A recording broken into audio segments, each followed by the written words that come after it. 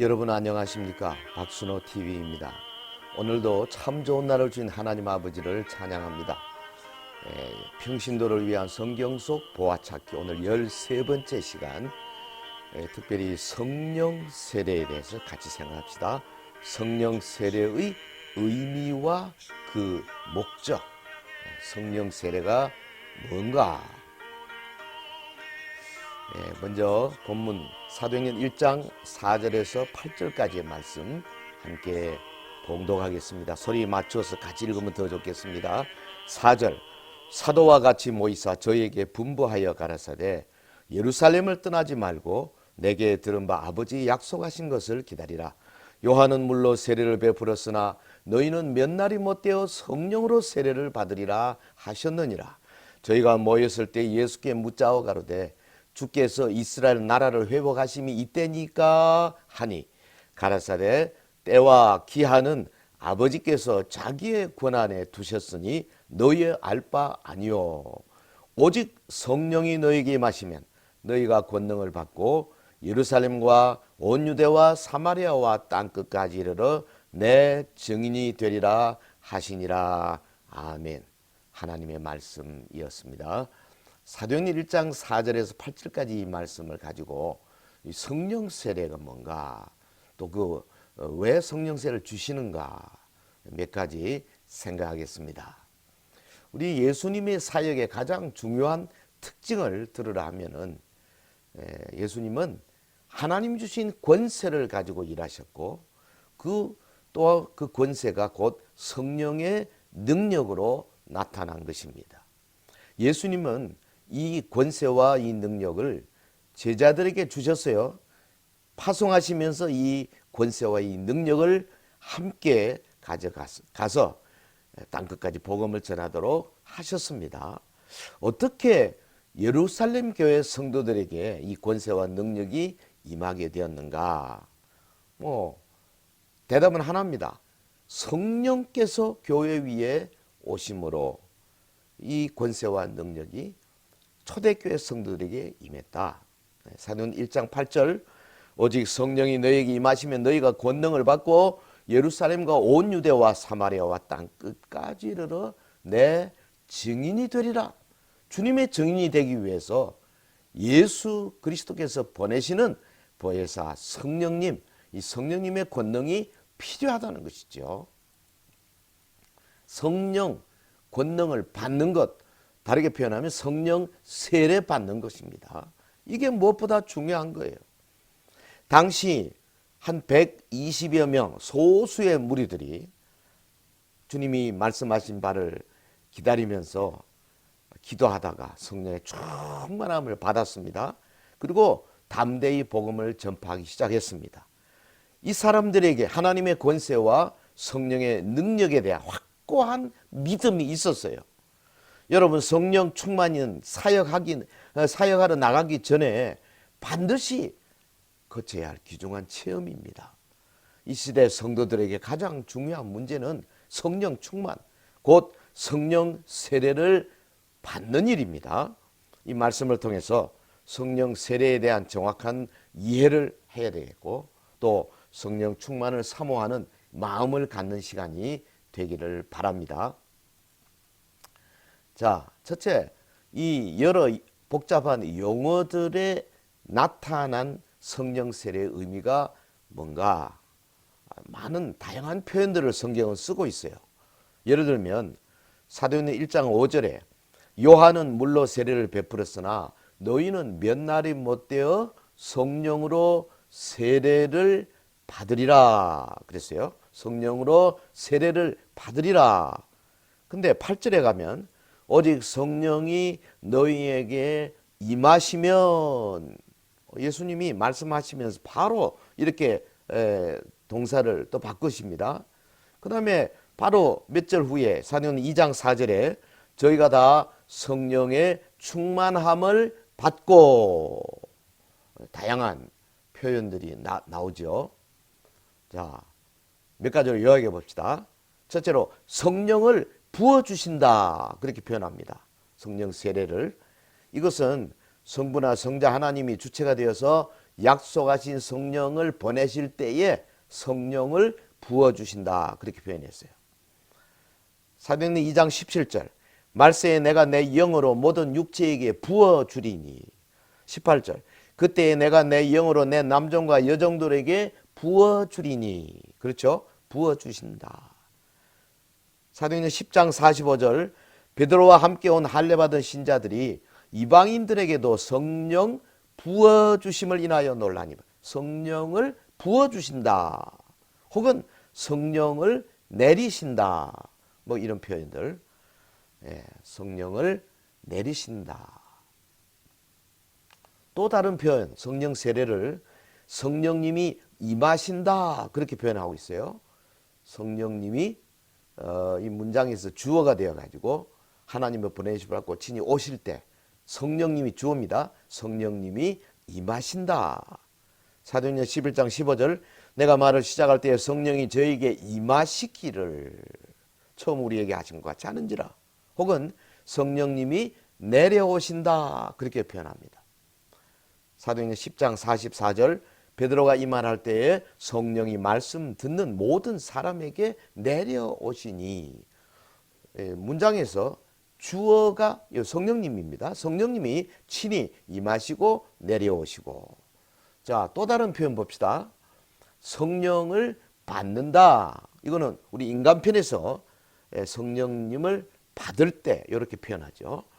사도행전 2장 38절 너희가 회개하여 각각 예수 그리스도의 이름으로 세례를 받고 죄 사함을 얻으라. 그리하면 성령을 선물로 받으리니. 그러니까 우리가 성령을 받는다. 또 네 번째 성령 세례는 약속하신 성령 이렇게 표현하겠어요. 하나님이 약속을 이행하시고 성령을 보내실 때 이런 표현을 쓰셨습니다. 사도행전 2장 33절 하나님의 오른손으로 예수를 높이시매 그가 약속하신 성령을 아버지께 받아서 너희 보고 듣는 이것을 부어주셨느니라. 약속하신 성령이다. 좀 다양하죠. 네. 따지고 보면 이게 다 삼위일체 하나님의 사역이죠. 성령 강림. 자, 이 부분에서 용어는 다양하지만은 본질은 동일한 겁니다. 성부 하나님은 성령을 부어 주실 것에 관해서 약속하셨어요. 자, 이위신 중보자 예수 그리스도는 약속하신 성령을 아버지에게서 받아 지금도 우리에게 부어주고 계신다고 말씀하십니다. 그 다음에 삼위이신 성령님은 아버지와 아들로부터 보내심을 받고 우리에게 임하십니다. 우리는 임하신 성령님을 환영하고 모셔드리는 거예요. 그러면 전체적으로 이해가 좀 됩니까? 그러니까 성령 충만, 성령 세례, 성령의 선물, 방향 혹은 받는 사람 혹은 표현의 어떤 그 분위기 따라서 조금씩 다를 뿐이지 같은 겁니다. 성령 충만이라는 용어는 성령으로 가득 채워진다는 의미가 강하지 않아요? 4장 8절에 이에 베드로가 성령이 충만하여 가로되 성령으로 가득 채워진다. 에베소 5장 18절 술 취하지 말라 이는 방탕한 것이니 오직 성령의 충만을 받으라. 성령 세례라는 용어는 성령에 잠기게 되었다 혹은 성령에 에워싸여 있다 이런 뜻이 강하죠. 마태복음 3장 11절 그는 성령과 불로 너희에게 세례를 주실 것이요. 사도행전 1장 5절 요한은 물로 세례를 베풀었으나 너희는 몇 날이 못되어 성령으로 세례를 받으리라. 성령에 잠기게 됐다. 성령에 에워싸여 있다. 그 다음에 성령의 선물이라는 단어 이것은 성령 강림의 은혜면을 강조할 때 친히 오신 성령님을 가리키는 용어죠. 사도행전 2장 38절 너희가 회개하여 각각 예수 그리스도의 이름으로 세례를 받고 죄사함을 얻으라. 그리하면 성령을 선물로 받으리라. 성령 충만, 성령 세례, 성령의 선물. 성령 강림의 다양한 표현들이 있음을 다시 한번 이야기합니다. 성령을 부어주신다. 성령이 임하신다. 성령께서 내려오신다. 성령을 받는다. 약속의 성령, 성령 충만, 성령 세례, 성령의 선물. 하나님은 자기 백성들이 성령의 넘치는 은혜 속에서 살기를 원하시기 때문에 지금도 성령을 풍성하게 부어주고 계십니다. 우리 모두 겸손한 마음으로 성령의 선물을 받아들여서 성령 충만한 은혜 안에 거하시기를 주의 이름으로 축원합니다.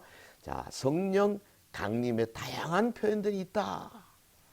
자, 이번에 성령 세례의 의미에 대해서 직접적으로 좀 더 깊이 들어가 봅시다. 성령 세례가 뭐냐? 첫째, 성령으로 세례 받는다. 영어로 표현하면 to be baptized with the Holy Spirit. 성령으로 세례 받는다. 이거는 중생, born again, 중생 후에 또는 중생과 동시에 성령을 받는 어떤 체험을 의미합니다. 네. 어떤 사람은 이게 중생이다. 성령 세례가. 네, 그렇지 않습니다. 중생 후에 받기도 하고 혹은 중생할 때에 같이 받기도 하고. 사도행 1장 4절에서 5절 보세요. 사도와 같이 모이사 저에게 분부하여 가라사대 예루살렘을 떠나지 말라. 내게 들은 바 아버지의 약속하신 것을 기다리라. 요한은 물로 세례를 베풀었으나 너희는 몇 날이 못되어 성령으로 세례를 받으리라.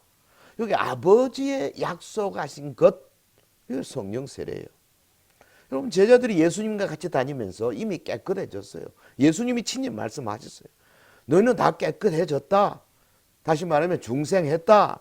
그런데 여기 또 성령 세례를 언급하고 계시잖아요. 그래서 제자들은 이 약속을 굳게 믿고 한 마음으로 열흘간이나 간절히 기도드렸습니다. 그리고 오순절날 성령님이 강력하게 임하셨던 거예요. 네. 이게 사도행전 2장의 기록입니다. 성령을 선물로 받는다. 너희가 회개하여 각각 예수 그리스도의 이름으로 세례를 받고 죄 사함을 얻으라. 사도 베드로가 선포하고 있지 않습니까?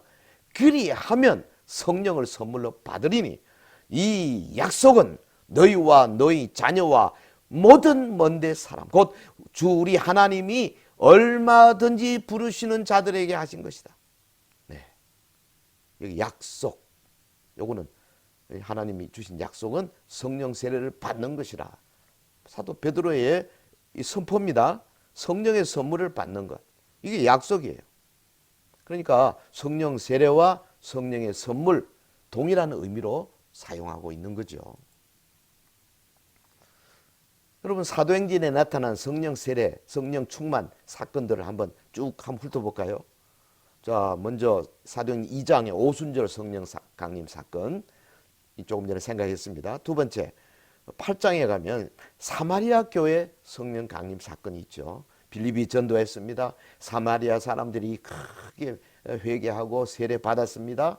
그리고 예루살렘에서 사도 요한과 베드로가 가서 저들에게 안수하며 기도할 때 저들이 성령 받더라 그랬어요. 네. 또 사도행전 10장에 가면 고넬료 가정의 성령 강림 사건이 있죠. 베드로가 초빙받아 고넬료 가정에 가서 그들에게 말씀을 전할 때 위로부터 성령이 오시더라. 저들이 중생하고 동시에 성령 세례를 받은 거죠. 그 다음에 사도행전 19장에 가보면 에베소 교회 성령 강림 사건이 기록되어 있어요.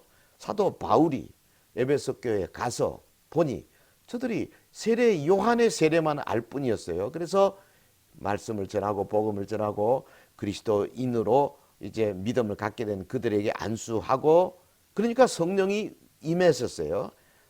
기록에 보면 방언도 하고 예언도 하니 모두 12사람쯤 되더라 그랬어요. 확연하게 중생하고 믿고 성령 받는 그런 사건들입니다. 자, 성령 세례의 의미 두 번째는 뭐냐? 예수께서 믿는 자에게 성령을 통해 권능을 부어주시는 것. 권능을 예수님이 부어주시는 거예요. 성령 세례는 그러니까 성령님이 오시는 사건이기도 하지만 따지고 보면 예수님이 주시는 거예요. 사도행전 2장 33절 하나님이 오른손으로 예수를 높이시며 그가 약속하신 성령을 아버지께 받아서 너희 보고 듣는 이것을 부어주셨느니라. 성령 세례의 주체자는 누구냐? 예수 그리스도입니다. 그럼 성령 세례를 받는 자는 누구냐? 믿는 자입니다. 뭘 통해서? 성령님을 보내심으로. 수단이죠. 무슨 목적으로? 권능 주시고 우리 성도들을 거룩하게 만들기 위함이다 하는 거죠. 다시 이야기합니다. 중생은, 이 거듭나는 것은 성령님에 의하여 by the Holy Spirit, 성령님께서 중생시키십니다. 그리고 예수 그리스도를 믿고 예수님과 연합하여 그리스도의 몸이 되게 하시는 거 성령님이 하시는 거예요. 그러나 성령 세례는 예수님이, 성천하신 예수님께서 약속하신 성령을 아버지께 받아서 믿는 자에게 보내주시는 겁니다. 이거 완전히 다른 거죠. 자, 그러면 성령 세례의 의미 그 정도 하고요. 목적을 생각합시다. 성령 세례의 목적. 첫째, 예수 그리스도의 인격을 본받아 거룩하게 되기 위함입니다. 성령으로 충만하게 된다는 것은 성령님이 나를 채운다는 거 아니죠? 그러면 내 속에서 죄사함의 기쁨이 있죠. 구원의 확신이 생기죠.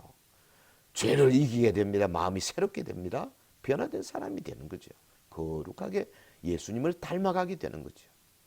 또 성령 세례의 두 번째 목적은 우리가 권능받고 능력 있는 그리스도의 증인이 되는 겁니다. 제자들은 오순절날 성령의 권능을 받았습니다. 그들이 능력으로 표적과 기사를 행했습니다. 담대히 복음을 증거했습니다. 여러분, 영국의 저 유명한 로이드 존스가 그렇게 말했어요. 성령 세례의 목적은 예수님처럼 진리에 관해 살아있는 증거자가 되도록 하기 위하여 능력과 확신을 우리에게 채워서 우리가 예수님의 증거자가 되도록 하는 것이다.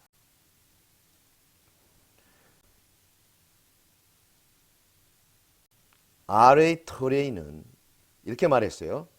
사도행전 1장 8절을 보면 성령 세례의 목적은 우리에게 능력을 주어서 증인이 되게 하는 것임을 분명히 알 수 있다. 성령 세례. 네, 분명한 목적이 있죠. 네. 자, 우리 그 중에 특별히 우리 많은 사람들이 변화되고 성령 받아서 온전한 삶을 산 사람도 많지만, 그러나 특별히 우리나라 역사의 이 김익두 목사님들 잠깐 생각해 봅시다.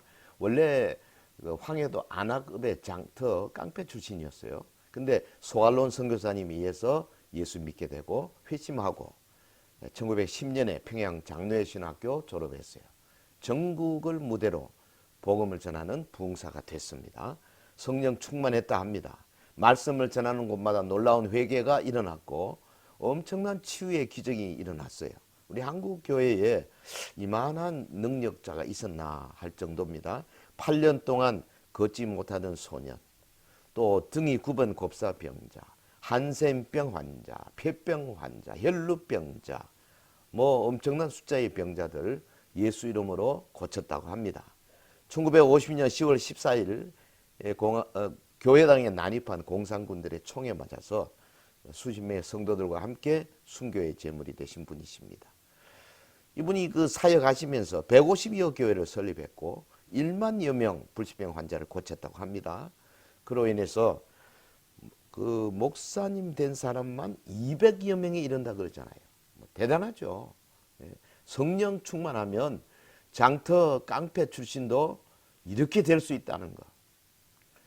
문제는 저나 여러분이나 내가 성령 세례를 받았느냐 하는 겁니다. 성령 충만하지 않고는 넘치는 감사와 기쁨을 누릴 수가 없어요. 성령의 부으심 없이는 내 속에 있는 정욕들과 싸워 이길 수 없어요. 죄의 유혹에도 넘어가기 쉽지 않습니까? 성령 세례를 받을 때 내 속에 성령의 은사가 확실해지고 그 은사를 가지고 하나님 나라 사역을 효과 있게 수행할 수 있는 겁니다. 성령 세례는 그러므로 영적 전투에서 승리하기 위한 필요 충분 조건이다. 그렇게 말할 수 있습니다.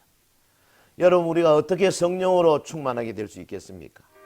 먼저 예수님이 십자가 보혈에 의지하여 철저히 회개합시다. 내 잘못을 내어놓고 십자가 보혈로 깨끗함 받아야 됩니다. 그리고 성령 충만해서 주님 앞에 영광 돌리고 거룩해지고 능력의 증인 되도록 그렇게 간절히 원하고, 또 말씀에 절대 순종하면서 성령 부어주실 때까지 기대하며 기다려야 합니다. 기도하며 기다리십시오. 이미 성령 충만의 경험이 있는 분은 또다시 충만함을 경험하기 위해서 기대하며 기도하며 또 여러분 교회 생활 잘 하면서 교회가 모이는 기도회마다 참여하면서 혹은 개인적으로 금식 기도하고 개인적으로 경건의 시간 가지면서 성령 충만을 위해서 여러분 열심으로 기대하며 기다릴 때에 주님이 함께하여 주실 줄로 믿습니다. 오늘 성령 세례의 의미와 목적 생각해 봤습니다. 평신도를 위한 성경 속 보화찾기 13번째 시간이었습니다. 앞으로도 계속하겠습니다. 여러분 하나님의 말씀으로 충만, 성령으로 충만하여 능히 있는 증인의 반열에 올라서기를 주의 이름으로 축원합니다. 축원합니다.